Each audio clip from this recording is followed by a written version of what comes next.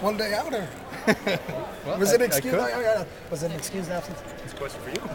I don't give them, but I may ask. I'm excusing myself. You were excused. Do you let guys excuse themselves? Yeah, if I like them. All right. All right. I'm not gonna ask that.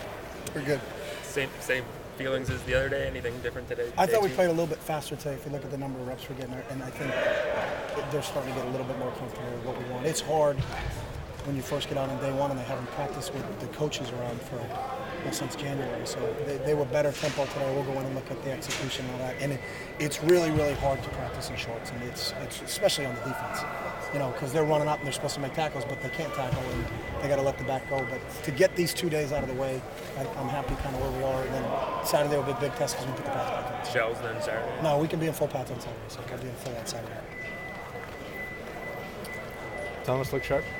Yeah, Darren, it's different. It's a different spring for him. Last year he was competing for a starting job, and him and Nate, was not as much getting everybody else in line, but worrying about what they were doing. And now you can see he's really trying to take on that leadership role. And I talked about it the other day. We've lost some really good leaders, and to see how that void's going to be taken care of. But he looks sharp. The last 2 days, I think he's got a better command of what we're doing, and that obviously comes from having 13 starts under his belt now. So.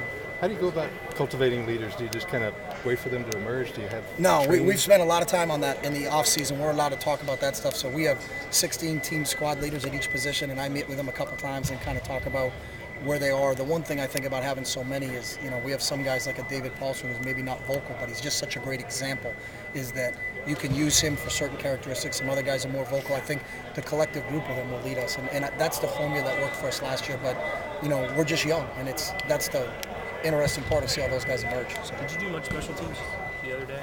Yeah, the same thing. We'll do 25 minutes every day. There'll be a 5-minute period to start right after team, and then we'll have 2 10-minute blocks in there. And we've always done that. So Oz gets 25 minutes every day. Special teams in the spring versus during the season, any different, more fundamental? Yeah, things? it's a lot more fundamental, an understanding of our scheme, but we're not going over a million different looks that, Oregon State would be running on their punt block team. It's just more guys getting an understanding, and then also trying to work in who are the young guys, because we did lose a lot of special teams players last year too. So. What are you seeing from your offensive line? You lost a lot of guys there. Again, it's tough because we're not in pads, so that cooperation that has to go on between the O and D line, I'm sure that's the 2 positions that probably hate shorts practice more than anybody, because you have to block each other, but don't hit me too hard because I don't have pads on, but don't push me back too hard because so they got to cooperate. So I think the big thing for those guys in the first 2 days is assignment. Are they making sure they're getting to the right people, and then they're getting technique work with Wood in individual practice, but really Saturday is really when practice begins for those guys. So. Carrington Armstrong is filling in for Jordan Holmes, stepping in for Jordan Holmes. How has he done, I guess? He's okay, and that's an open battle. It's just whoever's taking the snap. So it'll be between Carrington and Ronas and see if they can handle it. And if we figure out that one of those guys can't, then we'll have to move somebody else. But those 2 guys are battling. There's really no depth chart for us right now. We get so many reps in every period that everybody's getting the same amount of reps. So let's just go out there and go. It's more of a rotation than a depth chart. Casper decided the hotel management? No, he's an excused absence. He'll be back tomorrow. So. Defensively, Josh Kaddu coming back in the linebackers is the one returning starter. I know you guys play so many guys, but what does he bring? Yeah, we always felt like Josh and Bo both started because they both played equal amount of snaps. So, it's surprising. It goes so fast. He's a senior now. And I think he's got to step into that leadership role. He's obviously had a great offseason from a conditioning standpoint, and now really with the loss of Spencer and Casey, who's going to step up at linebacker. And so, you're counting on Josh, you're counting on Baseko Lakumbo, you're counting on Michael Clay. But the good thing in terms of what we do defensively, we played so many guys last year, they got a lot of reps and a lot of experience under their belt. So. Sorry, go ahead. Larry Scott said yesterday with a possible NFL lockout, you guys might be playing on Sundays. What are your thoughts on that? Just tell me when to play. I'll play Monday, Tuesday, Wednesday, Thursday. I don't care. As long as it's good for the fans in Oregon, that's all I care about. The speed of practice is up.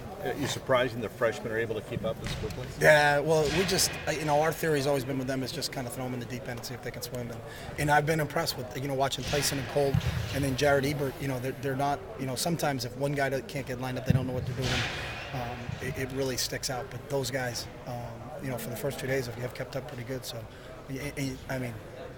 the two of those kids were in a hot lunch line last Friday in high school, and now they're out here taking college classes and running around in football practice in the morning, and guys yelling and screaming about getting lined up. So we got to take that a little bit into consideration when we see it. But I've been impressed with him for the 2 days. We'll see what happens when Pat's going to. So Colt plays a little receiver, a little tight end. Yeah, he's kind of that H-back spot that we have, and eventually as he'll get going, he'll line up as a running back. Where David Paulson's on the move all the time, Ed Dixon was on the move all the time. That's kind of the role we see from right now. But the great thing with Colt that we said is get him in here for the spring and now see what he can do, and then we'll figure it out. But he's going to get a jump start. But it's a chance to take a look at him. He wanted to play offense, and that's the position that can be really versatile for us. So we'll see how that whole thing goes. We're going to have more volume in here Saturday. It's kind of quiet. It was kind of quiet. We're teaching. It was a teach temple. So when we get back into team periods, we'll crank it up a little bit louder. And I think it was actually, I don't know what they did. The speakers are a lot louder. We couldn't hear the first on Tuesday very well, so I had to tell them to kind of turn it down a little bit because we couldn't communicate from here to here. So today, these 2 days are teaching days for us, so we'll see how it goes from there. So. I know what you said on Tuesday about it, but do you see the latest allegations about Willie Lyles, and do you have any thoughts about that? It's got nothing to do with us. So. Did you have any knowledge of him ever shopping around players with you guys or anything? No. Thanks, Coach.